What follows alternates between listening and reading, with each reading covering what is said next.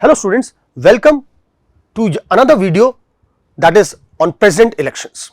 My name is Ashwin Joglekar and I am from Resonance PCCP divisions. So जैसा कि आपको पता है कि अभी रिसेंटली न्यूज़पेपर्स में भी अनाउंसमेंट हुआ that is chief election commissioner came up with the thing that president के इलेक्शंस हमें कंडक्ट कराने जल्दी से जल्द बिकॉज हमारे जो प्रेसिडेंट है उनका ये term that is of 5 years will complete on 25th of July. And also according to the constitution it is mentioned that before a president completes his or her term दूसरा president elect हो जाना चाहिए. So इसीलिए आज हम पूरे कुछ process को समझने के लिए यहाँ पे इकट्ठा हुए हैं. So let us begin with our concept talk on president elections. Now why it is happening? President elections क्यों हो रहे हैं? Because Indian president current president Ramnath Kovind term will end on July 24th. All right. The next slide which we move on is schedule. अब ये यहाँ पे election commissioner के द्वारा ये जारी किया गया है कि क्या एक पूरा शेड्यूल रहेगा आपके इस प्रोसेस का. We can see it one by one. That is the election for the next president of India will be on July 18th. ये पहला पॉइंट है इसका. काउंटिंग होगी on July 21. The new president will take oath on 25th of July. Notification इसके लिए जून 15th को आएगा. Okay, will be issued on June 15th. The last date for filing nomination will be June 29th. The papers will be scrutinized on June 30th and the last day to withdraw the application will be July 2nd. तो ये कुछ एक important schedule है जिसके present election से related. Okay, so let us move on to the next slide. Now this becomes very important here that who can vote. Now as we know about Lok Sabha elections or other general elections that people are elected directly. Now again direct elections, in terms of direct elections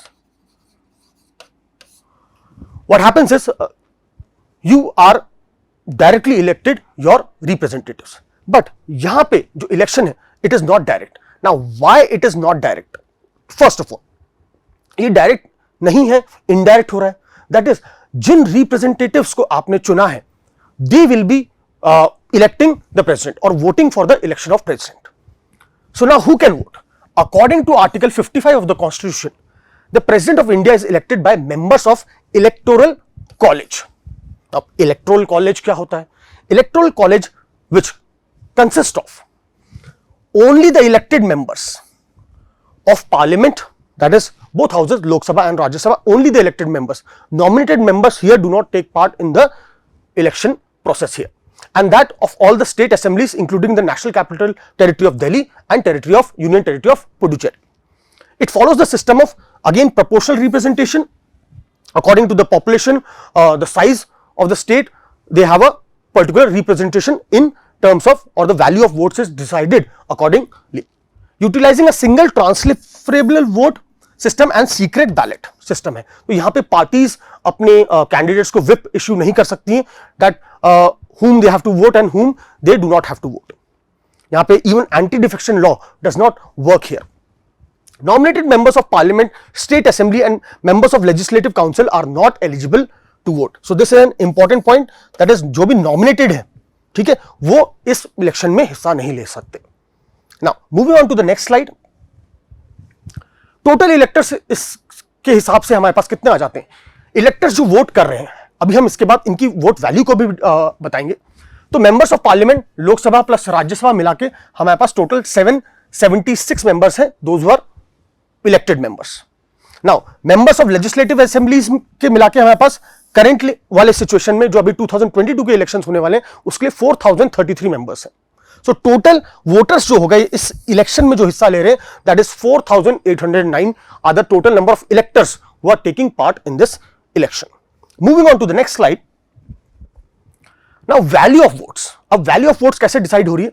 that is value of votes for members of legislative assemblies. यहां पे value of votes of members of legislative assembly is calculated by simple formula that is population of that state and उस particular state में कितनी assembly seats हैं उसको divide करते हैं by that number and we get a value of each MLA. Okay, now similarly 1971 का जो census है उसके अकॉर्डिंग हम अभी तक इस चीज पे चल रहे हैं. Now value of votes of members of parliament वो है 5,43,200. तो टोटल जो वैल्यू बन के आती है इन दोनों को ऐड करने के बाद that is 10,86,431 is the total value of voters. जो भी वोटर्स हैं उनकी टोटल वैल्यू कितनी है. नाउ अब ये टोटल प्रोसेस कैसा होता है. The presidential candidate should get, जो भी प्रेसिडेंट है who wants to candidate who wants to contest the election has to get his nomination paper subscribed by at least 50 electors as proposers कि वो उसके नाम को प्रपोज कर रहे हैं and 50 electors as seconders. Again ये दोनों सेम नहीं होनी चाहिए कि प्रपोज जो कर रहा है वही सेकंड भी कर रहा है. they should be different. So in total a person requires to know at least 100 people who are actually supporting his nomination.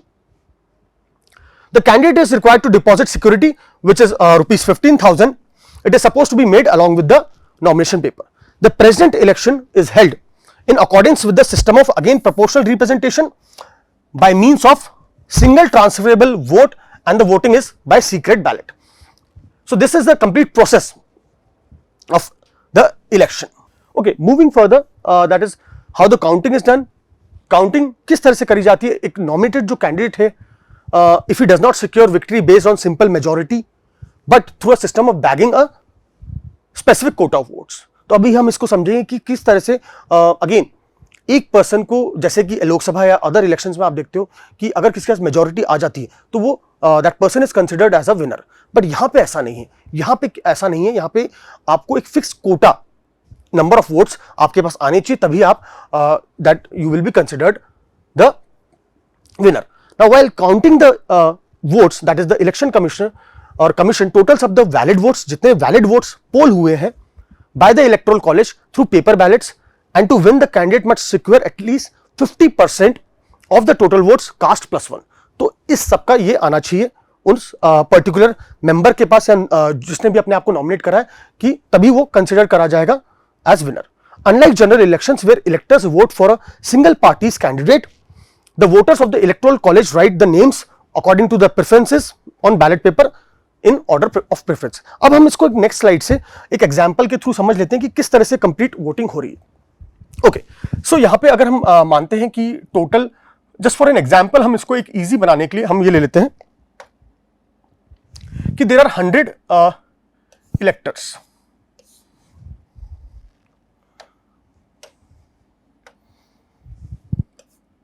There are 100 electors and 4 people have given their nomination or filed their nomination. ठीक है. Now different people, ये जो 100 electors हैं, they will be required to give each person a preference. एक preference देने के लिए कहा जाएगा. उसी के हिसाब से उनके बैलेट का काउंटिंग होगा. सो जब ये 100 लोगों ने अपने अपना प्रेफरेंसेस दे दिए, सपोज करो एक एग्जांपल के लिए 4, 2, 3, 1, तो ये प्रेफरेंस लोगों ने दिया.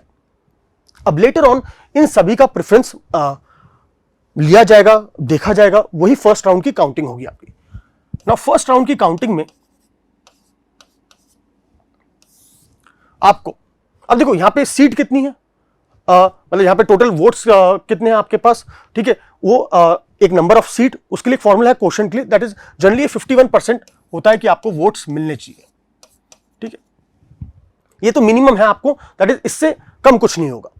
नाउ अब यहां पे जब वोटिंग हो रही है तो फर्स्ट ऑफ ऑल आप प्रेफरेंस के हिसाब से जिस भी पर्सन ने डी कैंडिडेट को अपना फर्स्ट प्रेफरेंस दिया है वो उसकी बास्केट में चला जाएगा.